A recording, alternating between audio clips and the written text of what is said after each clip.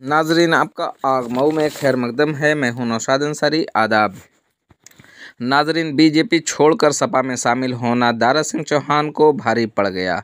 Police ने दारा सिंह को रोककर मांगा परमिशन न होने की वजह से सैकड़ों गाड़ियों को सीज करते हुए दर्ज की एफआईआर।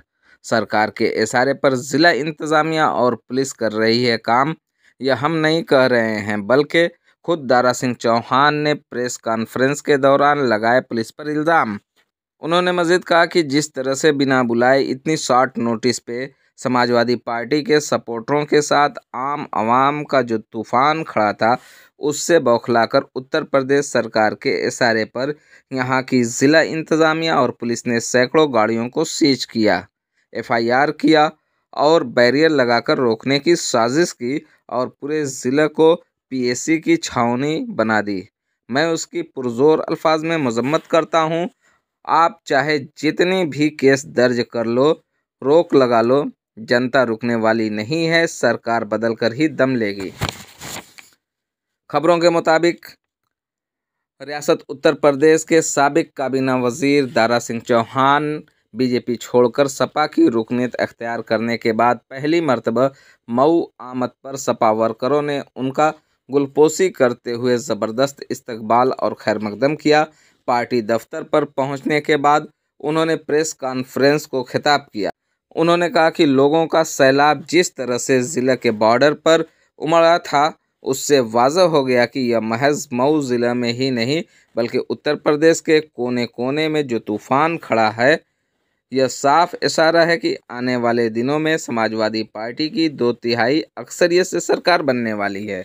आइए नाज़रीन, हम आपको पूरी तफसीलात दिखाते हैं और सुनाते हैं क्या कहते हैं साबिक वजीर दारा सिंह चौहान। आग न्यूज़ के लिए मऊ से ब्यूरो रिपोर्ट।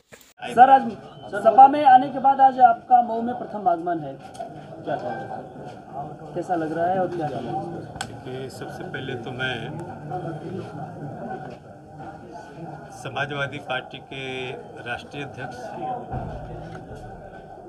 माननीय अखिलेश यादव जी को बधाई दूंगा,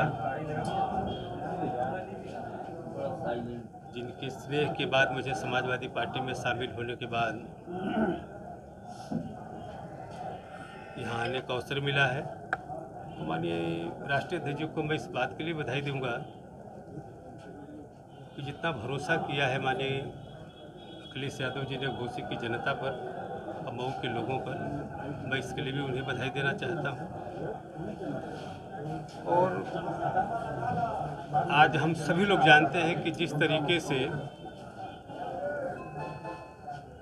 मऊ जनपद में दाखिल होने के बाद ही जिस तरीके से समाजवादी पार्टी के समर्थकों का जन सैलाब बॉर्डर पर उमड़ा था, उससे साफ हो गया कि यह केवल मऊ जनपद में ही नहीं बल्कि उत्तर प्रदेश के कोने कोने से जो तूफान खड़ा हुआ है, ये संकेत है कि आने वाले दिन में समाजवादी पार्टी की 2/3 बहुमत की सरकार बनने वाली है। और आपको और मैं बता दूं कि जिस तरीके से बिना बुलाए, बिना कहे, इतनी शॉर्ट नोटिस पे समाजवादी पार्टी के समर्थक के साथ साथ आम जनमानस का तूफान जो खड़ा था, इससे बौखला करके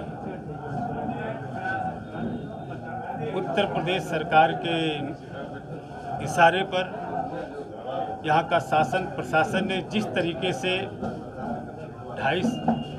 लगभग सैकड़ों गाड़ियों को सीज किया, एफआईआर किया, रोकने की साजिश की, बैरियर लगा करके पूरी तरीके से पीएससी की छावनी बना दिया पूरा जनपद। मैं इसकी पूरी तरीके से निंदा करता हूं और ये मैं कहना भी चाहता हूं कि चाहे जितनी भी गाड़ी बंद कर दो, चाहे जितने भी केस लगा दो, लेकिन ये अब जनता रुकने वाली नहीं है। माननीय अखिलेश यादव जी के नेतृत्व में पूरी तरीके से जनता तैयार है सरकार को बदलने के लिए और 2/3 बहुमत की सरकार बनाने के लिए। यहाँ ट्रेन जो मैंने जनरेट कराने का काम किया, यहाँ से सूरत की कोई नहीं ट्रेन थी, ट्रेन चलाने का काम किया, बम्बई की ट्रेन, जो भी हो सकता है मैंने काम किया।